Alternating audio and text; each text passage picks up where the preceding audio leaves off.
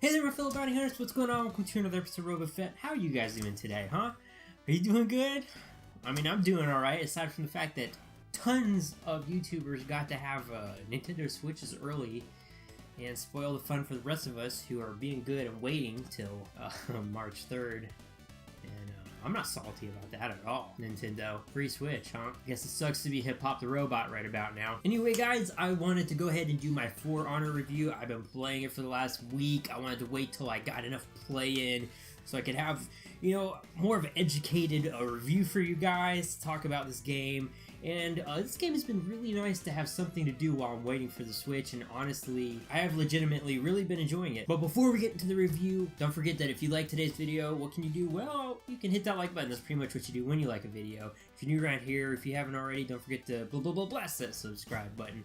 And if you want to know every time I upload a video, all you have to do is ring that bell down there, and you'll know. Alright, so let's just jump right into the review. So let's get into what's good. What is good about For Honor? So many things are good about For Honor. I love it. I love the combat in this game, and at first I was kind of not liking it because this is something you have to work your way into. It's not something you just pick up the controller and you get it right away.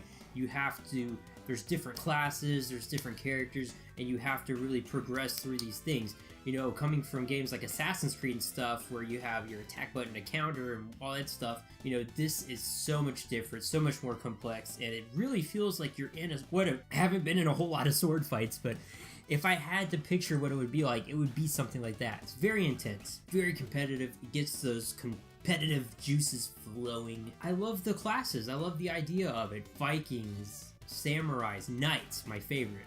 That's the faction I chose, and of course I did my best to do the high roll the high roll hero shield from Legend of Zelda with my own sort of twist, because of course they don't have everything you need. It's funny, I've only seen like one other person try to do that. They do have a Triforce on there, and that's one of the other things I really love about this game, is you get to design your own emblem, and that gets to be on a shield if you're a knight like me, or I believe if you're a samurai, it's like, I don't want to say a scroll, I didn't choose samurai, so I don't know, but each faction gets their own thing that has their emblem on it, and you can feature it on your player as you're running around. I love it. I love games that you customize. The customization in this game is fantastic. There's all these different color options. There's different armor you can equip. It's not all cosmetic. You know, it's pretty cosmetic, but there are definite benefits to the sword you can have, the helmet, the greaves, all that stuff. Actually, it does have stats, and while it doesn't boost it to a ridiculous amount, it is. One thing that's really great about this game is that each faction, knights, samurais, vikings, they all have their own classes. You can choose to have a vanguard class, which is the first class. I've chosen the warden myself. He's my favorite so far. You have your basic, like, all-around neutral player. You have your quick assassin type player. You have your big tank player. And you usually have a player with some sort of spear, you know what I mean? That's kind of, it's more of a distance thing, and they're a little bit quicker. And I'm gonna be honest, I haven't worked with every class. When you play through the story, it does let you play through each class, so you do it in that respect, which was a really cool aspect of the story. But as far as playing as all the characters, I played as about, like 4. And the Warden's been my favorite. The Orochi is really fun to play with as well. And this game is pretty fair when it comes to gender. I don't think the SJWs are gonna have a field day with this game, you know. There are a few classes that are gender locked, but not many, which I thought was kind of weird. If you're gonna be able to be either gender with some, just make it all of them. I don't understand why not. But the online feature is so fun. I love playing this with friends. It's just an amazing thing to do. It's an amazing experience to be able to coordinate and go play. I love the one-on-one duels in this game. Having a fight with somebody is so intense, so real. You feel the grit, you feel like you're actually in it, and it's not just simple. You have to actually think, and you have to try and know your opponent and expect the unexpected and sense what they're gonna do next. It's definitely a new game style, something that's very new, and I love it for that. So I said all the good stuff. What's bad about For Honor? Well, I do love the game, but it has some major issues. Some of the classes are just so more powerful than the other. I feel like almost every Viking class is ridiculous. If you've played the game, you know that if you deflect enough hits, especially if you're getting double teamed by somebody, you go into something called revenge mode, which is pretty much like a berserk. The raider class of the Viking is freaking ridiculous. He goes into that mode almost instantaneously. He'll block like 3 hits and then he's ready to go into revenge mode. A lot of the classes, I hate to see things get nerfed or anything, but there's just a lot of things that aren't equal so far as that goes. The servers in this game make you want to gouge your eyeballs out and throw them at the TV. You honestly, like, it makes you want to kill somebody. Like, I don't know what they were thinking with this whole player to player, like, nat type deal they've got going on. I don't know what they were thinking, this whole player to player lobby thing, but it is awful. It's just a terrible idea. I have been booted out of more sessions than I played. I spend half my time. I would be a lot higher level than I am right now with my warden, but I spend half my time waiting for a lobby, like, that I can finally get into. And then when I do get into it, half the time it's lagging, and I'm playing this on Xbox, by the way. This isn't PC. So this is a console guy right here telling you. I mean, like I said, like, if you guys know me, you know I have all the consoles, including PC, but I got this one on Xbox, and it is just lag. Every time someone leaves a session, it's like freaking the world's over. It's like, configuring session, can't take it, can't, need help from fellow super friends. Like, it's like freaking ridiculous. Or you'll just be halfway through a game, you'll go to kill somebody, you almost killed them, and then it kicks you out of the game. And you get no credit for anything you did. It's basically like you wasted your time, you didn't get any points, nothing. There's all kinds of bugs. I remember I was playing last night, and there's these certain activities you can do every day, and there's 3 of them you can choose, and it would only let me choose 1 for some reason. I had to restart the game, and the game's been out a week and they still have not released a patch for it, so they need to get on that. Like I said, the 1v1 is fun, but I mean, you'll just be like fighting somebody, and then all of a sudden somebody comes out of nowhere. Was that good? I don't know, I guess. I don't. I said this. Seriously, that's it's freaking ridiculous. It's like you'll be trying to have a fight with somebody, and all these guys come out of nowhere, like blah blah blah blah, going ham on you. And if you can't get your revenge mode out in time, it's over. And this game, honestly, it shouldn't be called For Honor. It should be called No Honor, because people have no freaking honor when they're playing this game. The story, for the game, I am so glad they have a story mode. I hate that a lot of games are cutting story modes out. I really do, and I appreciate them for doing it. With that being said, the story in this game is so freaking lazy and boring. It's just so lazy. The biggest reason to play it is because you can get unlockables through if you play it on hard mode. That's pretty much it. Basically, the main antagonist wants everybody to fight. She doesn't want any peace. She just wants things to be war.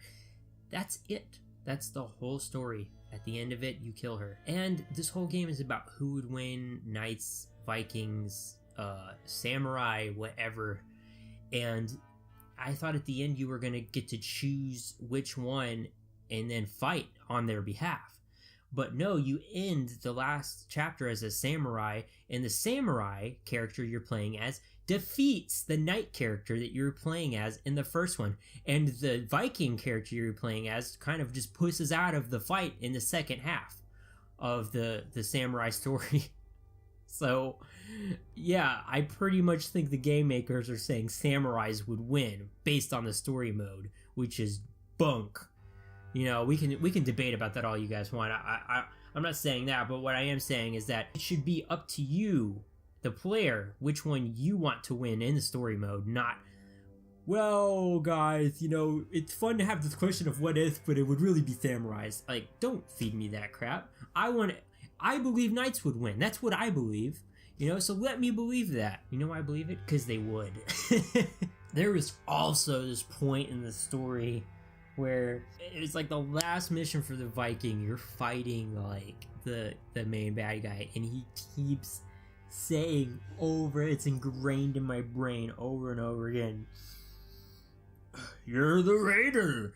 You're legendary. You're the Raider. You're legendary. You're the Raider. You're legendary. You're the Raider. I'm gonna shut up. And he would like get on my nerves so much that I would like let my guard down and he would kill me. And then he'd be standing over my body. He's like, you're the Raider. You're legendary. You're the Raider. You're legendary.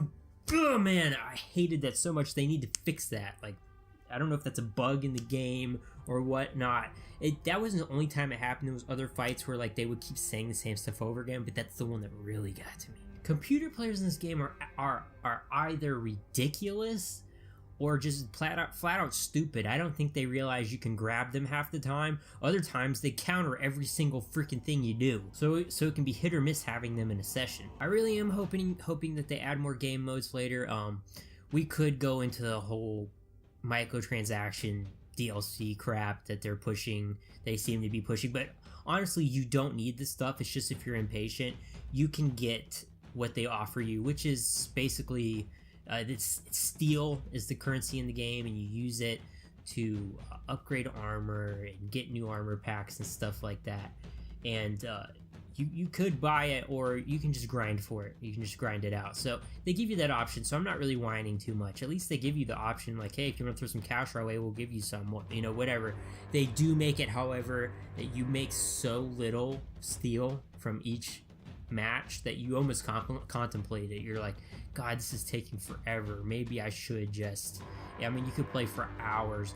You usually only get so much steel for every round that you play. It's also based on how well you do. If you do really well in a round, they'll give you a little more steel than they would have if you didn't. Anyway, guys, that's pretty much my complaints and gripes. For Honor gets an 8 out of 10.